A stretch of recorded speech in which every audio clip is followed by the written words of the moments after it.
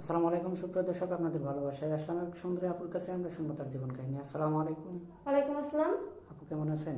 জি আলহামদুলিল্লাহ ভালো আছি, আপনি ভালো আছেন? জি আলহামদুলিল্লাহ, আমি ভালো আছি। তো আপু, আপনার নামটা কি?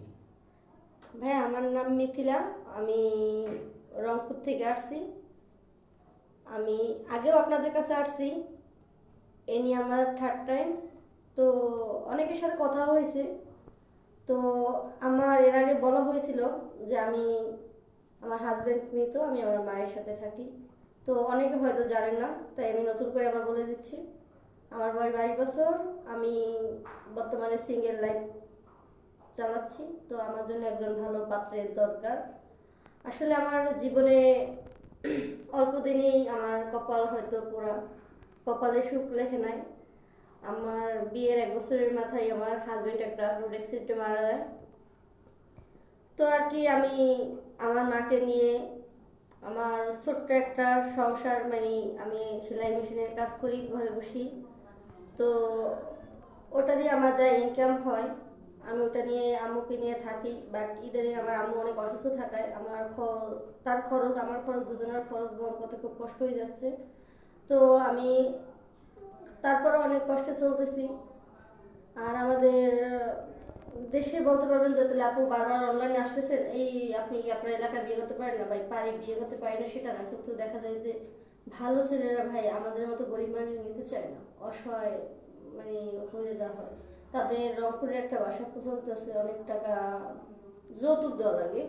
তো আসলে আমাদের যৌতুক দেওয়ার মতো স্বাবলম্বন নাই।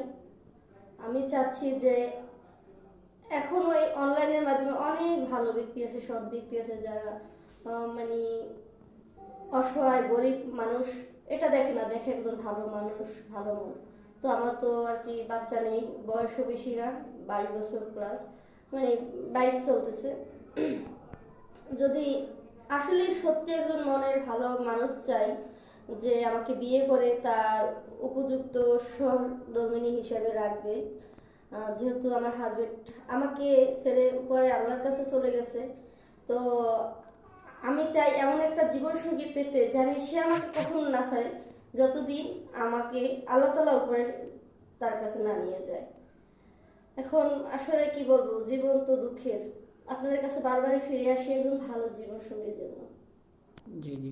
তো আপু, আপনার স্বামী যে আগে ছিল, সেই স্বামীটা কি আপনার ভালো ছিল, অত্যন্ত ভালো ছিল নাকি? হ্যাঁ, হাজবেন্ড ভালো ছিল, আমার হাজবেন্ডটা আসলে অনেক ভালো ছিল, কিন্তু বলে না যে সুখ কপালে ছয় না, সকালে সবার সয় নাই, কপালে ছয় না নাকি? সেই অবস্থাটা আমার আমার আসলে হাজবেন্ড মরার পর আমার বাচ্চা নেই। আমার শ্বশুরবাড়ির লোকজন মনে করে যে আমি মানে ওরা এখন আর আমাকে ওখানে রাখে না। তারপরে আমি আমার মায়ের কাছে চলে এসেছি, যেহেতু আমার মায়েরও কেউ নাই, তা আমি আর আমার মাই আছি এই জন্য। আর আপু, আপনার কি ফোন আছে? ফোন ছিল ভাইয়া একটা, আমি তো আগেও বলছি, কিন্তু এখন তাই আর টাকা পয়সা আসলে পর্যন্ত, যেহেতু মায়ের চিকিৎসার খরচ চালাইতে হয়, আমার মানে দুজন মানুষের সংসার চালাইতে হয়, এখনো কোনো নতুন ফোন কিনে উঠতে পারিনি। যদি আমার ওরকমের এবিলিটি হয় তাহলে আমি একটা ফোন নেওয়ার চেষ্টা করবো।